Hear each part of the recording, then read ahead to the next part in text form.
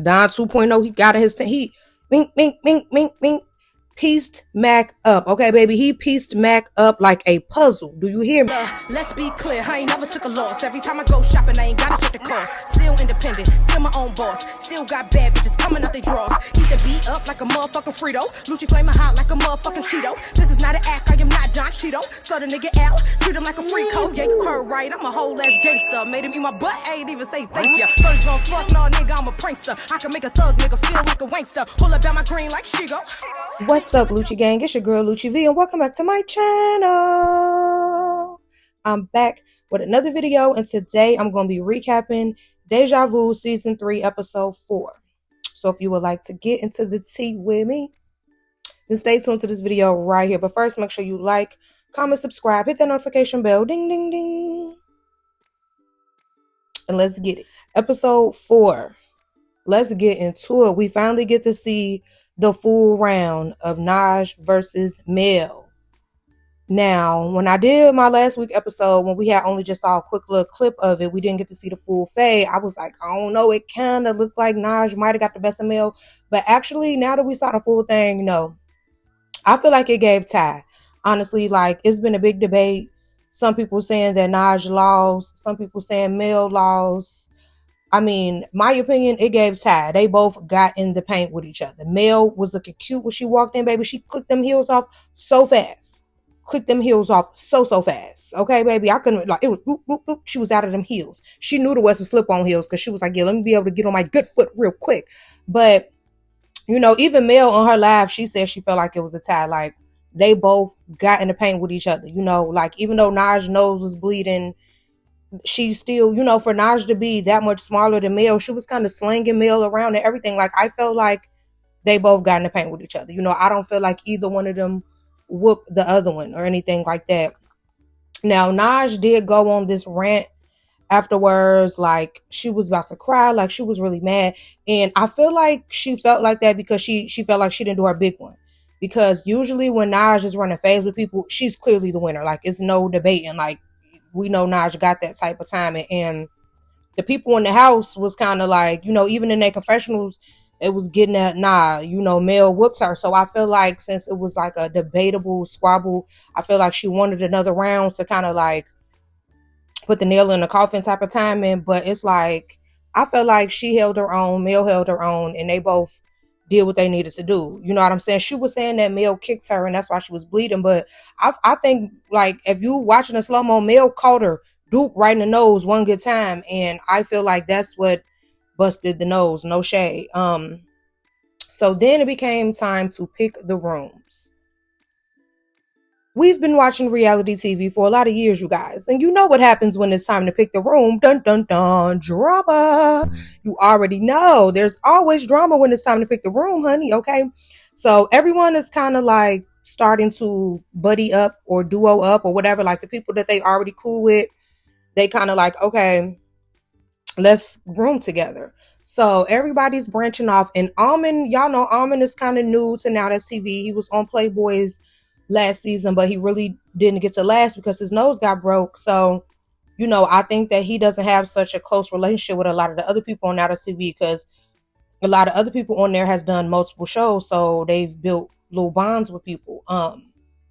So he didn't really have anyone that he was close with. So he asked LaRue, could he be in a room with her? And LaRue said, do you?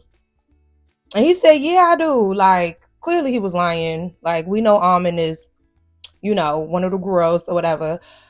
But he just wanted somewhere to sleep, honey. Okay, basically. So LaRue was like, yeah, you gotta, this, if you gonna be in a room with me. And he was like, I need some lessons. And she like, no, you gotta come equipped, already know how to do it.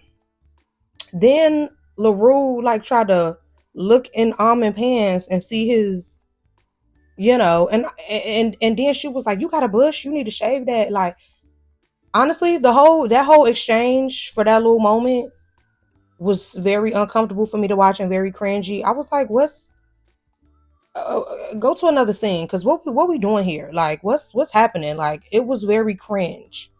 No shade, like, because y'all know I love me some Almond. I think Almond is so entertaining and funny. And I did like LaRue on, I forgot what show she was on, but I think I liked LaRue. I feel like I did. I don't really remember what show she was on, but I feel like I did like her. Wait, The Academy. I think I liked her on there, but whatever. I don't care. That whole exchange was awkward and weird. Sorry. Okay. So Diamond and Cookie find a room. And I guess Diamond was saying like her new boo Don 2.0 and Cookie could all be in their room together. Mac walks in like, no, this my room. This my room. And ain't no dude's gonna be in the room with me. So yeah, it's just my room. And Diamond is getting that no. Like now, on the last season of Deja Vu, y'all know Diamond don't play about her room, honey. And neither do Mac. Like they be ready to squabble down over over them rooms like every time. But they was going back and forth. Diamond was like, well, I'm gonna go get my bag. And Mac all piping up like, go get him. Go get him. Go get him. Now, I'm not gonna hold y'all. It was like 20 minutes of this episode of Mac just screaming, saying, oh my granny, saying pew pew pew people and doing all this. No shade. I thought Mac was scared. Cause it was like 1 second he was like, bring him up here. And then when he came up the steps, he ain't want to come out the room.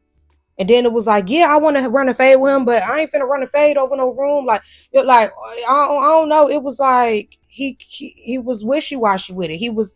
I guess he didn't want to look scary, so he had to keep on watch on this. But then he also was saying like, man, he too big. He like 200 some pounds. I'm not gonna play fair.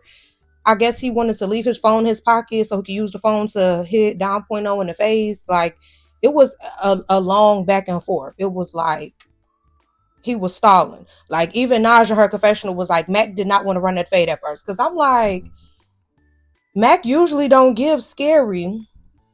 But I mean, they was talking about how Dom 2.0, he a little brolic. You know what I mean? He a little, you know what I'm saying? He a little swell, you feel me? So Mac was kind of like, yeah, like, I don't know. Like, but it was like, he was confusing me.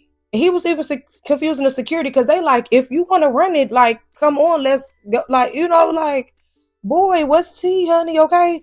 So 4 hours later, in my SpongeBob voice, he finally comes downstairs, honey. Okay. And oh my gosh, Don 2.0 gagged the whole entire house up. Okay, honey. Like, he gagged Mac. He gagged Naj, he gags Diamond, he gags everybody. Do you hear me? Mac came down them steps, baby, and he still was fake trying to have behind security a little bit, but then he tried to push security like, get off me. Boy, you ran behind them. No shade, but Don 2.0, he got in his thing. He mink, pieced Mac up. Okay, baby, he pieced Mac up like a puzzle. Do you hear me? He got in there on my granny, as Mac would say. Yeah, he ate Mac down. I ain't even gonna hold you. He knocked Mac off his feet twice. Like, everybody's mouth was on the floor. Like, when the camera panned around the room, it was like everybody. They talking about he squabbling like he from the penitentiary. Like, he fresh out of jail. Like, and it was like so crazy because like Don 2.0, he was really quiet. The other episodes that he was on, he wasn't really doing too much rah-rah. Even when they was trying to amp him up, he was kind of just chilling, like, yeah, I'm chilling, I'm catching the vibe. Yeah. Hey, usually the people that's quiet like that, you want to leave them alone.